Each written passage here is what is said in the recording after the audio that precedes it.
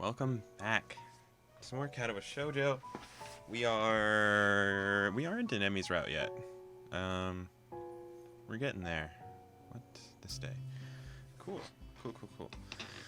So what did we do last time? We started on Emmy's route, and I think we're like solid in there now. I don't know. I need to check the guide, I guess. I don't know. Anyway, we'll get there when we come to it. I think we're in there. So yeah. The students roll into class for the Saturday morning session, each and every one of them sporting the tired eyes of people who have worked through the night. With only one day left to prepare, I suppose it's not so surprising. Thankfully, we only have to suffer through classes until lunch break, and our time is our own. Can we skip this? No. Muto lurches into class in a tired stagger. I suppose students aren't the only people who have enjoyed their late Friday nights. We have heard this before. Without saying a word, he scrawls on his page some question numbers on the board and slumps down at his desk. It's completely atypical behavior for him, but it appears that no one in the class is going to call him out. Man had a rough night last night. Wordlessly, the students shuffle their textbooks into position and get to work. Not wanting to break the trend, I do the same. Fatigue has made the class antisocial. Not a peep is heard among the ruffling papers. Why? What happened yesterday? Something big happened? The festival didn't happen yet, I don't think. We didn't share a moment. That can partly be attributed to the 2 empty seats behind me. For some reason, Misha and Shizune aren't present. Okay, yeah. Probably doing council work for the festival. It's very quiet without Misha. I wonder if she was born as rowdy as she is, or if she is making up for Shizune's lack of voice. Okay, could I speak to you for a moment? I'm so engrossed in thinking about Misha that I don't even notice Muto approaching my desk. Sure. What's this about? It's probably better if we speak outside the classroom. Something about this doesn't sound too good, but I stand up and follow him out into the hallway. Muto stands in the hallway, scratching his head as he works out what he's trying to say, not knowing what's going on. I wait silently. I heard from the school's head nurse that you had an incident the other day. Ah, so it's about that. Well, kind of, but it's nothing to be worried about. Yes it is. Anything that can endanger your health is something to be worried about. We try our best to prepare you for the life here. Part of that involves knowing your limits, how to work around them. It would be remiss of me if I didn't speak up about this. Alright, I get it. I'm sorry. Muto closes his eyes in frustration and realized that this probably wasn't the best thing to say. Something tells me that you're not sorry. Pretend as much as you want, but this isn't a normal school. A lot of people have put in time, effort, and money to make sure that you and every other student here can have the same level of education as your peers. For you to abuse that by throwing out advice, especially medical advice, is plain selfish. I'm not quite sure if this is actually how he feels, or if this is some act that he's practiced many times to guilt-trip students into doing the right thing. Either way, it's working. I understand. This is all new to me, and I apologize. I know my limits now, and I'll be sticking to them. Muto appears to lighten up a little, satisfied that his message has been received. So then, on to my next question. How are you finding your studies? I understand that you were laid up for a while. We're not too far ahead, are we? I don't really think so. I tried to keep up when I was in the hospital, so it hasn't been too hard. Muto taps his chin and raises an eyebrow as he absorbs the information. Is that so? I suppose there are still students out there who realize the importance of learning.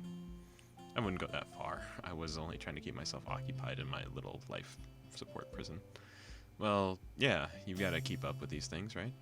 That's exactly it. One wrong move in the world and you're left behind, right? Right. Wouldn't want that to happen. No, you wouldn't.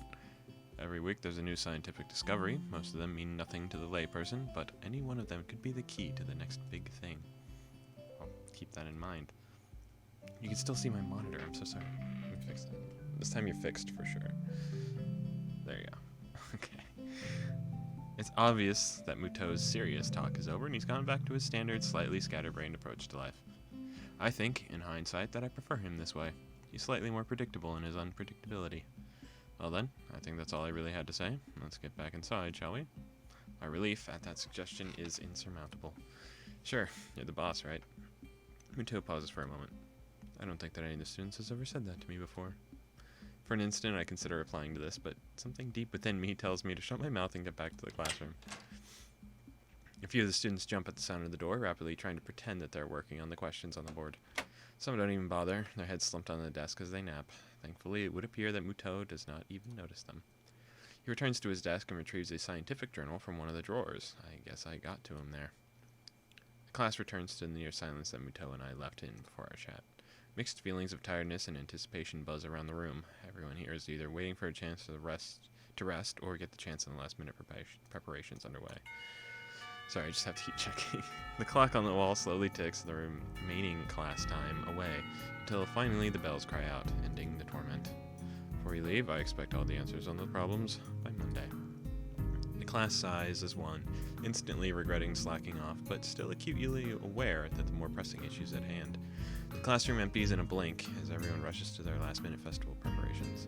I stay behind and try to quickly finish the questions so I don't have to bother with the rest of the weekend. With the festival and all tomorrow. God, I'm messing this up, I'm sorry. Apart from me, Hanako is the only one left, obviously waiting for Lily. It's weird that Lily comes all the way to our classroom to pick her up. I expect that moving around is at least nominally harder for her than it is for Hanako. But it's none of my business, and I don't naturally... whatever. Really? Still? Wow. And I naturally don't ask about it from Hanako. Despite the relative proximity of our seats, neither tries to strike up a conversation about that. I guess because the only thing we've done so far in this playthrough is Misha. And I think we've done this as Hanako and Rin, but Misha's is just different. Not Misha. God, Shizune. I feel so bad saying that. Despite the relative proximity of our seats, neither strikes up a conversation. Time passes in silence. It's probably just 15 minutes or so, but it feels longer. I turn the pages of my notebook. Hanako turns pages of the novel she's reading. My pencil lead splinters against paper. Just when I was about to finish a paragraph, the sound of my irritated sigh and subsequent fumbling around for a sharper feel like they're breaking the mood in the classroom. Hanako keeps her eyes firmly away from my direction. Before long, Lily's tall figure appears in the doorway. Hanako. Her name is all it takes to make Hanako jump from her desk and run to Lily. They talk quietly for a moment, but it isn't long before Lily leaves down the hall and Hanako idles back into the classroom, taking her seat once again. I watch Hanako out of the corner of my eye out of sheer curiosity at the idea that the two would be separated. For a couple of minutes, she does nothing but sit with her chin in her hand, staring at the desk dejectedly. The boredom evidently becomes too much for her, though, her slender frame reaching into her bag and pulling out a small book. Come to think of it, that isn't the one I saw her reading in the library. She must be quite a fast reader to get through them at this rate. After about 10 minutes of restlessly shuffling in her seat and trying to read, Hanako closes her book and leaves too. As should I, since the assignment is all but finished.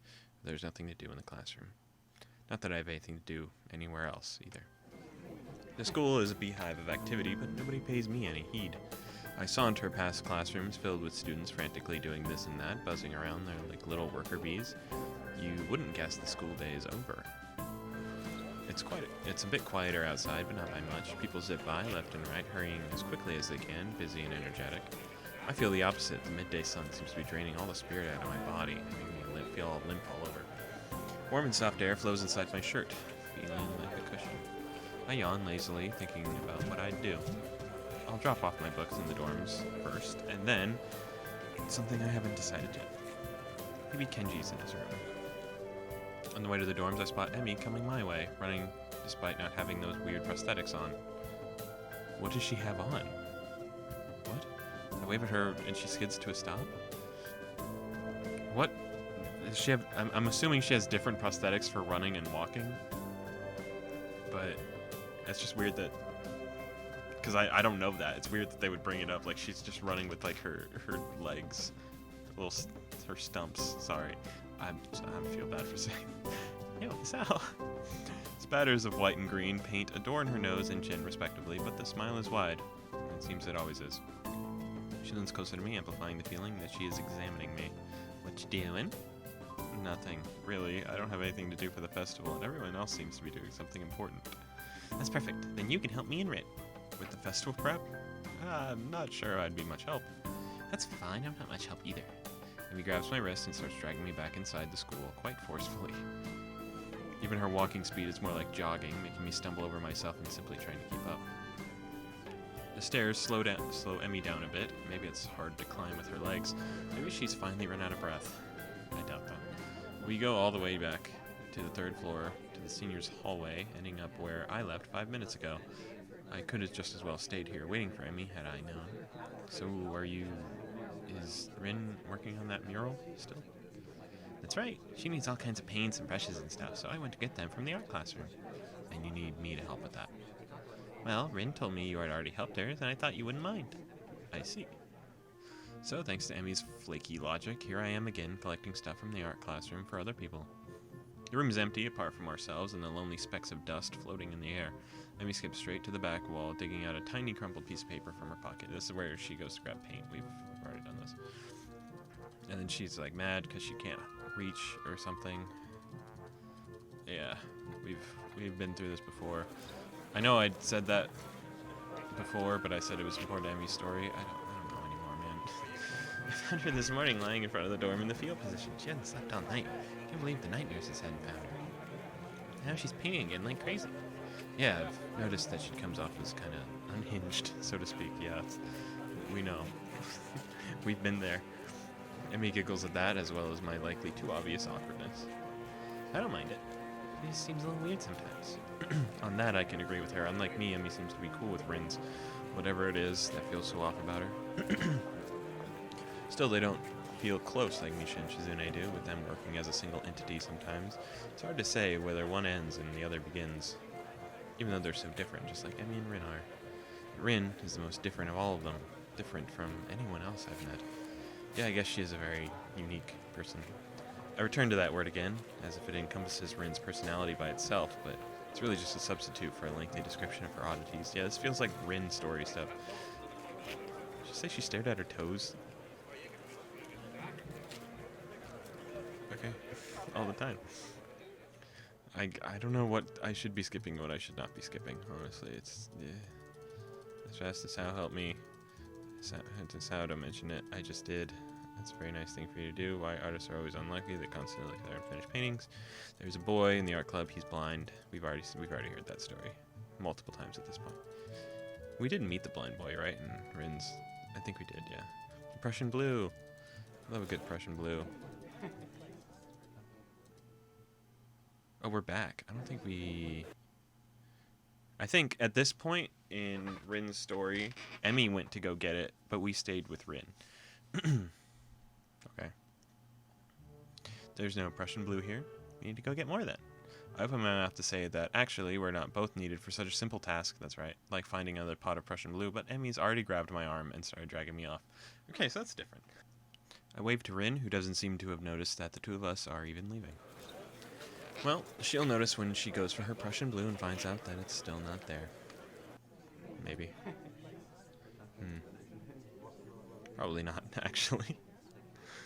While I'm busy thinking of how weird Rin is, Emmy's been dragging me all the way back up to the art classroom. I feel myself starting to run out of breath. What's the rush? Huh? Emmy's giving me an appraising look as if she's trying to figure something out. It's just that you seem to be in a hurry. I'm not sure I can keep up. Comprehension dawns on her face. You're not out of breath, are you? That's almost an accusing playfulness to her tone. I'm tempted to deny it, but then I realize that I've been breathing heavy since we stopped. I guess it's kind of obvious. A little. Not everyone can be in shape, you know. It takes all kinds, right? Emmy frowns, and it's not a particularly good frown. That is, I should get in shape? Not that I hadn't already decided to try for that. After that flutter on the track, I figured there's a real need to get in some sort of running habit. I was, after all, feeling pretty good until I had my false alarm. Well, actually I wasn't, but it was fun. Meanwhile, my comment seems to have helped Emmy come to some sort of decision. Well, that's it then. She gives me a serious look. You're joining me. Huh? I beg your pardon? In the mornings. You and I are now running partners. I've got a routine all planned out. In fact, she produces a crumpled sheet of paper. Got it right here with me. I take the sheet of paper and give it a once-over. Times, dates, and laps all laid out. A slow increase from just a few laps a day to... My God, did she expect me to have running marathons? And where did she find the time to get all this together? How long has she been planning this anyway? You've been planning this? A little. But it's really the nurse's idea. He told me to keep an eye on you to make sure you've exercised like he told you to. A vast conspiracy. Maybe Kenji's onto something here. This seems a bit much for just keeping an eye on me.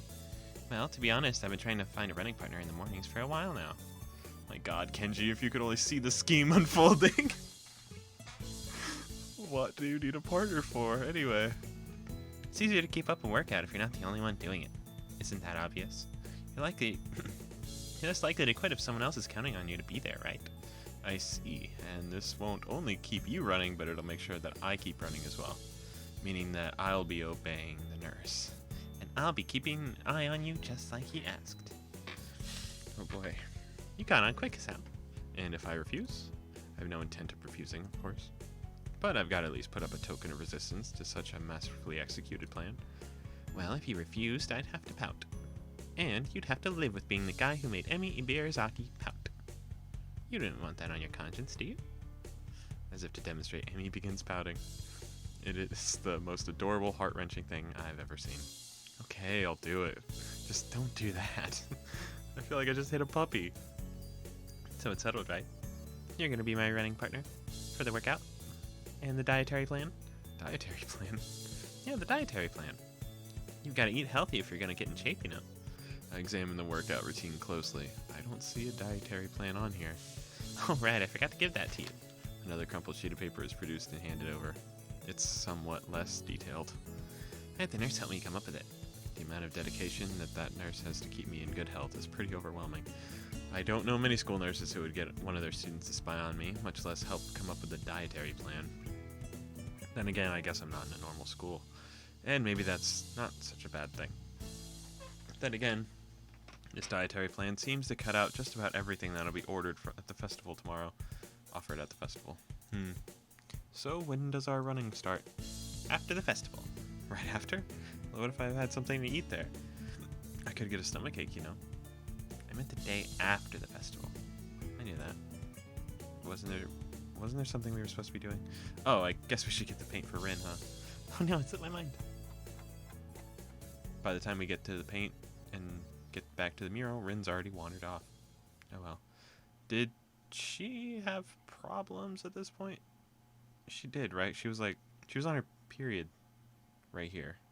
Wasn't she? Like, Emmy went to go get the paint, and then we were stuck with Rin, and then Rin was like, no, that was later, wasn't it? That was like the day of the festival. I think. I don't remember. I wonder how that's going to play out if we're going to see that. Emmy and I both decide to part ways there, leaving the paint on the ground. Rin will find it whenever she comes back, anyway. Festival's tomorrow, and I'm actually a little excited for it. At the same time, the week's left me feeling pretty tired, so I read a little and then go to bed. Nice. Nice. Why does it sound different? Am I crazy? That was weird, wasn't it?